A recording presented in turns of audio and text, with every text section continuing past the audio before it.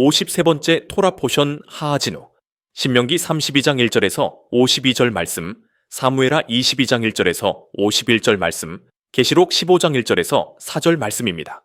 토라 포션 하하진우는 귀를 기울이라 또는 들으라는 뜻입니다. 신명기 32장 1절에서 하늘이여 들으라 내가 말하리라, 땅이여 내 입의 말을 들으라고 말씀합니다.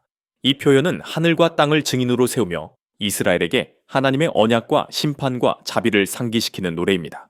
하하진우의 주요 내용은 첫 번째로 하나님은 신실하시다는 것입니다. 모세는 하늘과 땅을 불러 하나님의 공의를 선포합니다. 하나님은 완전하고 공평하며 거짓이 없는 분이심을 강조합니다. 네 번째 절에서 모세는 하나님을 향해 그는 반석이시니 그가 하신 일이 완전하다고 말하고 있습니다. 두 번째로 이스라엘의 배반에 대한 예언입니다. 앞으로 이스라엘은 하나님의 은혜를 잊고 다른 신들을 따르게 될 것이라고 말씀합니다. 하나님을 이스라엘 백성들을 낳으신 반석으로 표현하며 이스라엘이 그분을 버린 것을 책망합니다. 너를 낳은 반석을 네가 잊었다 라고 하십니다. 세 번째로 하나님의 징계와 수무심에 대한 내용입니다. 하나님은 그들의 배반으로 인해 얼굴을 숨기시고 다른 민족 즉 이방인들을 통해 이스라엘을 시기나게 하십니다. 그들이 하나님 아닌 것으로 내 질투를 일으켰으니 나도 백성 아닌 자로 그들을 시기하게 하리라고 하십니다. 로마서 10장 19절 말씀입니다. 그러나 내가 말하노니 이스라엘이 알지 못하였느냐. 먼저 모세가 이르되 내가 백성 아닌 자로서 너희를 시기하게 하며 미련한 백성으로서 너희를 노엽게 하리라 하였고, 로마서 10장 19절에서 바울은 신명기를 인용하며 이방인의 구원이 이스라엘의 시기심을 일으키기 위한 하나님의 계획임을 설명합니다.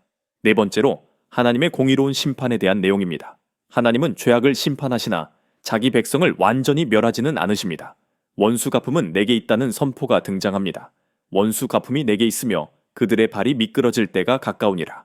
히브리서 10장 30절 말씀입니다.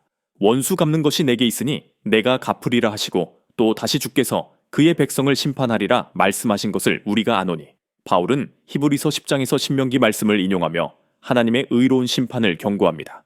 다섯 번째로 하나님의 긍휼과 회복에 대한 내용입니다. 하나님은 결국 자기 백성을 불쌍히 여기시며 원수들에게 보응하시고 이스라엘을 회복하십니다. 그가 자기 백성과 종들을 위하여 속죄하시리로다 라고 말씀합니다. 이는 메시아이신 예슈아를 통한 속죄와 회복의 예언적 예표로 이해됩니다.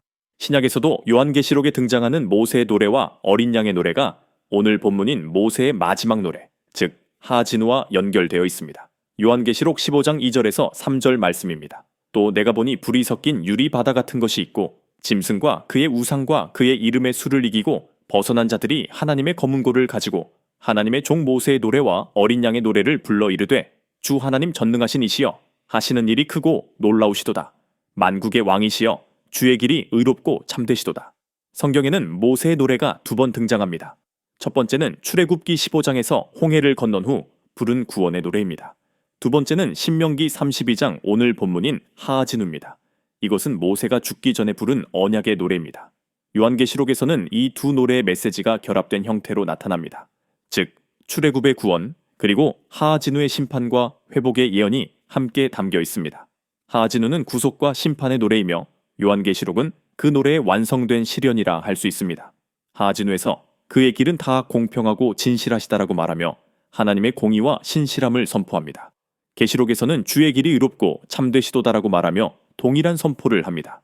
하나님은 구속에서도 심판에서도 의롭고 변함없는 분이심을 증거합니다. 하하진우에서는 이스라엘의 회복을 예언합니다.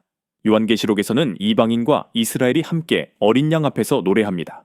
즉 하나님의 백성과 어린 양의 피로 구속된 모든 자들이 한 목소리로 부르는 최종적 구원의 찬송입니다. 이를 통해 반석이신 하나님과 어린 양이신 메시아의 동일성을 전하고 있습니다. 모세는 그는 반석이시니 완전하시도다라고 말하며 바울은 그 반석은 그리스도시라고 고백합니다. 하하진우에서 원수 갚음이 나에게 있다라고 하십니다. 요한계시록에서는 하나님의 진노가 그들의 잔에 부어졌다라고 합니다.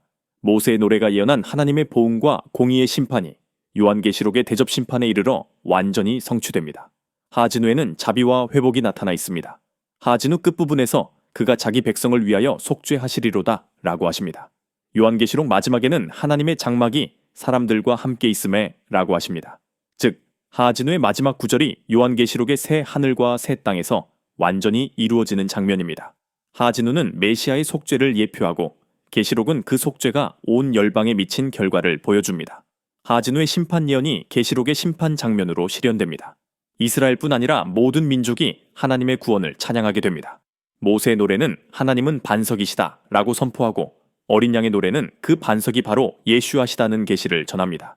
하진우는 단순한 모세의 고별 노래가 아니라 태초부터 종말까지 역사 전체를 꿰뚫는 언약의 시적 예언입니다. 모세의 노래는 하나님의 공의와 언약의 신실함을 노래하고 어린 양의 노래는 그 언약의 성취와 영원한 구속을 찬양합니다. 마지막 때를 살아가는 우리 모두가 메시아의 오심을 간절히 기다리며 믿음을 지켜내기를 기도합니다. 주여, 마라나타 오시옵소서.